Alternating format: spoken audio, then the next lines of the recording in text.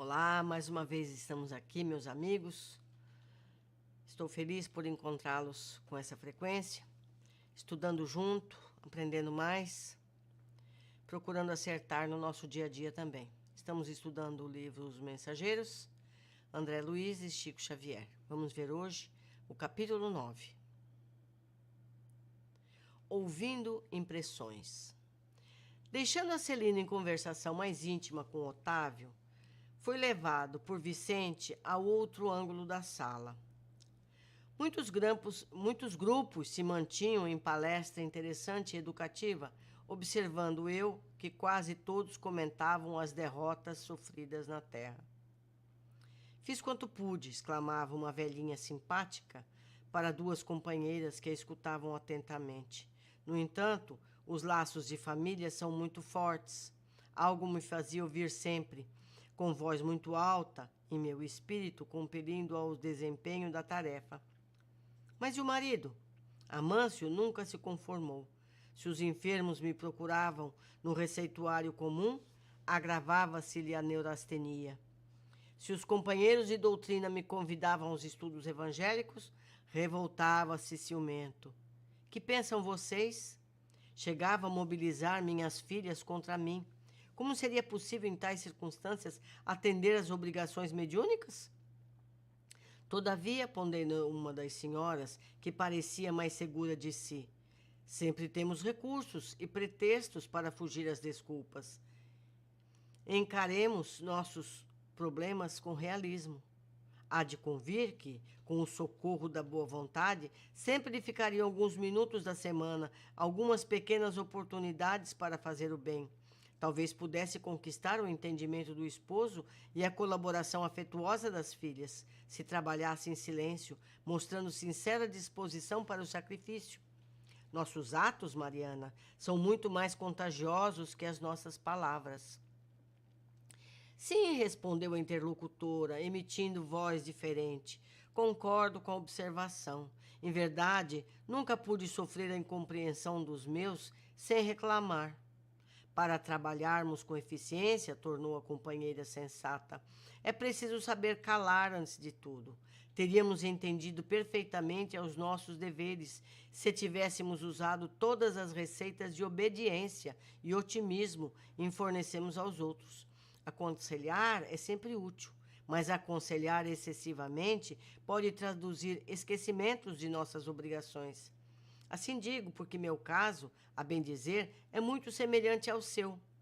Fomos ao círculo carnal para construir com Jesus, mas caímos na tolice de acreditar que andávamos na terra para discutir nossos caprichos. Não executei minha tarefa mediúnica em virtude da irritação que me dominou, dada a indiferença dos meus familiares pelos serviços espirituais. Nossos instrutores aqui muito me recomendaram, antes, que para bem ensinar é necessário exemplificar melhor. Entretanto, por minha desventura, tudo esqueci no trabalho temporário da terra. Se meu marido fazia ponderações, eu criava refutações. Não suportava qualquer parecer contrário ao meu ponto de vista, em matéria das crenças, incapaz de perceber a vaidade e a tolice dos meus gestos. Das reflexões nasceu minha perda última, na qual agravei, de muito, as responsabilidades. Quase mensalmente, Joaquim e eu nos empenhávamos em discussões e não trocávamos apenas os insultos contundentes, mas também os fluidos venenosos, segregados por nossa mente rebelde e enfermiça. Entre os conflitos, a sua sequência, passei o tempo inutilizada para qualquer trabalho de elevação espiritual. Nesse instante, chamou-me Vicente para apresentar um amigo. A nosso lado, um grupo de senhoras conversava animadamente. Afinal, Ernestina, indagava uma delas, a mais jovem, qual foi a causa do seu desastre?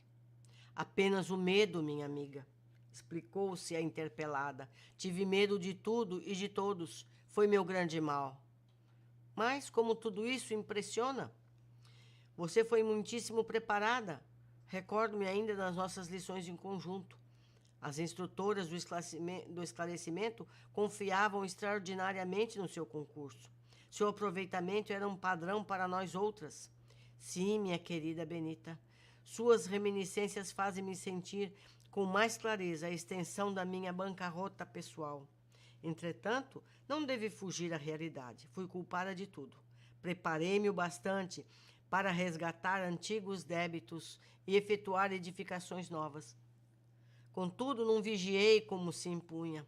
O chamamento ao serviço ressoou no tempo próprio, orientando-me o raciocínio a melhores esclarecimentos. Nossos instrutores me proporcionaram os mais santos incentivos, mas desconfiei dos homens, dos desencarnados e até de mim mesmo. Nos estudiosos do plano físico, enxergava pessoas de má fé. Nos irmãos invisíveis, presumia encontrar apenas galhofeiros fantasiados de orientadores, e em mim mesma receava as tendências nocivas. Quantas vezes a gente escuta isso, não é mesmo? Ah, recebi essa mensagem, mas será que é verdade? Será que não é coisa da minha cabeça? A gente tem que ponderar. Se o conteúdo é coerente, não importa de que cabeça vem, não é? Muitos amigos tinham-me em conta de virtuosa pelo rigorismo das minhas exigências. Todavia, no fundo, eu não passava de enferma voluntária, carregada de aflições inúteis. Foi uma grande infantilidade de sua parte, retrucou a outra. Você olvidou que na esfera carnal o maior interesse da alma é a realização de algo útil para o bem de todos, com vistas ao infinito e à eternidade.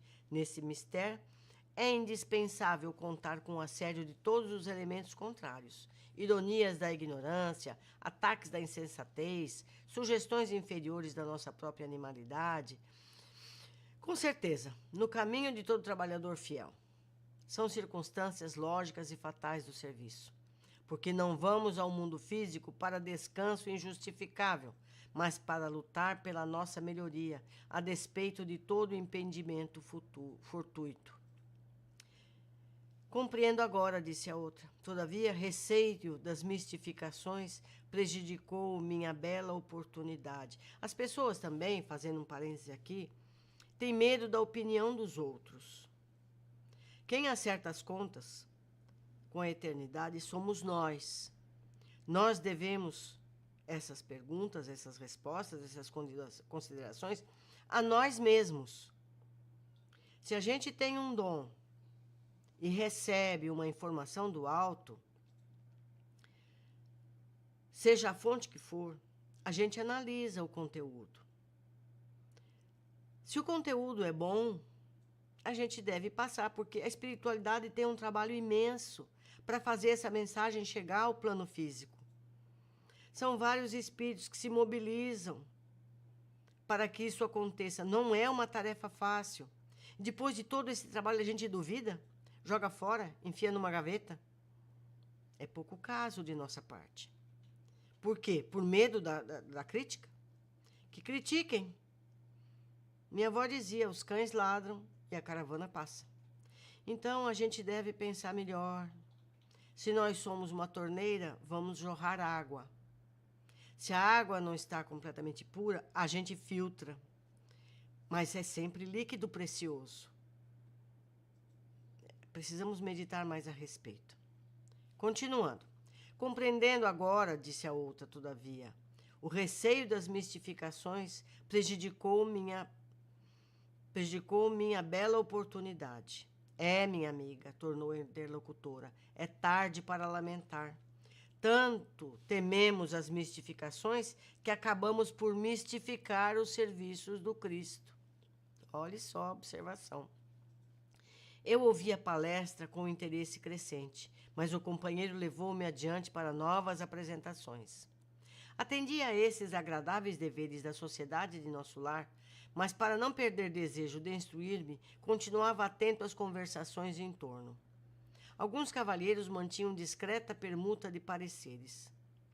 Reconheço o que falei, dizia um deles em tom grave, e muito já espiei nas regiões inferiores, mas aguardo novos recursos da providência. Faltou-lhe, porém, bastante orientação para o caminho? Perguntava um companheiro.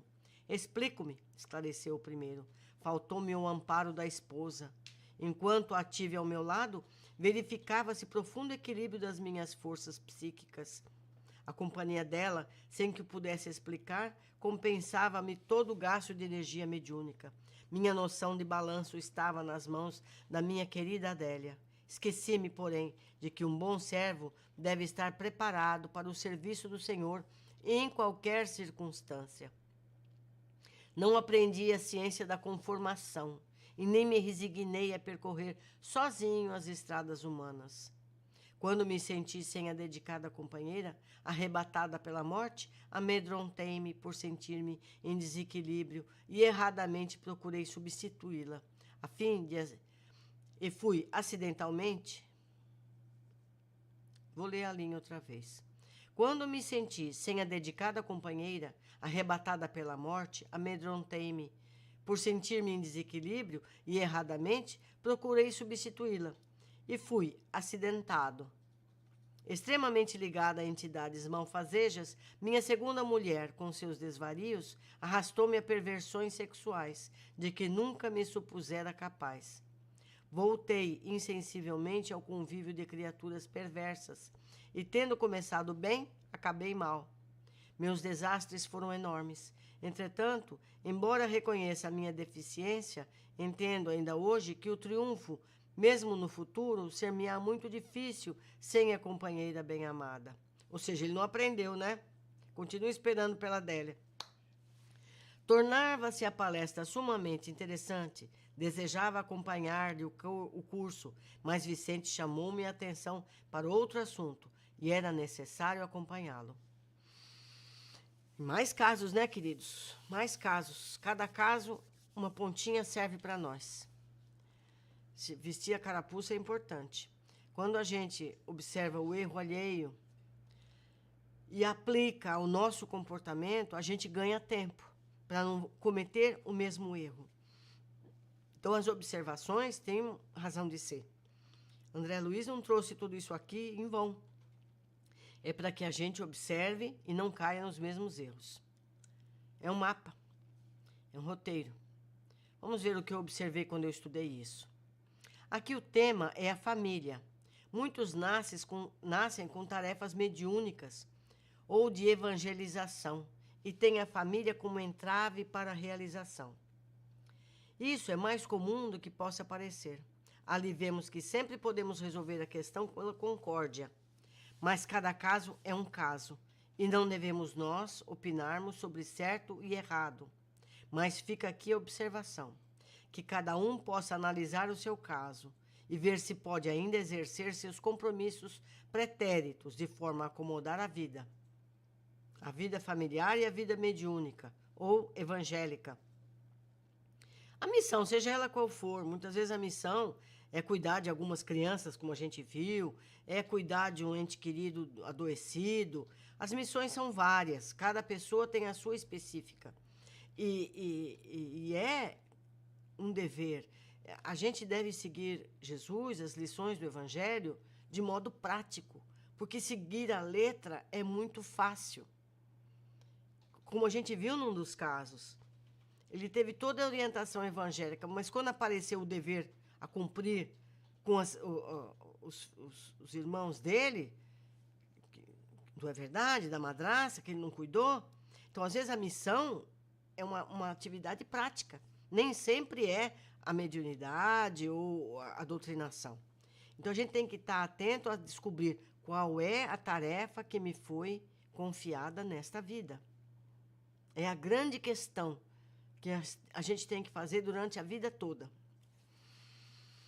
Segundo ponto, outras formas de fracasso nas tarefas assumidas existem. Uma delas é o medo da opinião dos outros, desconfianças de tudo e de todos, dos homens, dos espíritos, da pessoa mesma, tendo por padrão sua posição de médium. Sempre que questionamos da veracidade das comunicações ou orientações dos protetores espirituais, por conta de tanto medo e de mistificações, acabou por não cumprir a missão determinada. Não é verdade? Eu já comentei durante a leitura esse fato. E é um dos fatos mais comuns.